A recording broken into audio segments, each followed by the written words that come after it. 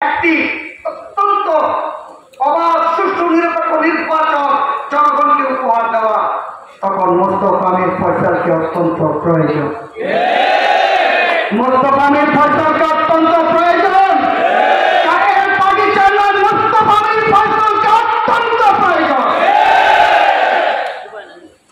বিদ্যমান পরিস্থিতিতে যার কাছে সকল রাজনৈতিক দল, অর্থাৎ এই মুহূর্তে যে সমস্ত রাজনৈতিক দল রাজনীতির মাঠে আছেন, সকল রাজনৈতিক দলের প্রতি সমান শ্রদ্ধা যার হৃদয়ে লালন করেন, এই দলগুলোর সম্মানিত জাতীয় নেতৃবৃন্দের প্রতি যথাযথ সম্মান যিনি হৃদয়ে লালন করেন, এবং এই বিদ্যমান পরিস্থিতিতে যখন সকলের মাঝে আন্তদলীয় আন্তঃব্যক্তি সম্পর্ক জোরদার করা প্রয়োজন, সকলের মাঝে কর্মত সহিষ্ণুতা প্রয়োজন, সকলকে নিয়ে যখন মাথা ঠান্ডা রেখে কৌশল নির্ধারণ করে বিদ্যমান পরিস্থিতিকে উত্তরণ করে একটি অত্যন্ত অবাধ সুষ্ঠু নিরপেক্ষ নির্বাচন জনগণকে উপহার দেওয়া, তখন মোস্তফা আমির ফয়সালকে অত্যন্ত প্রয়োজন।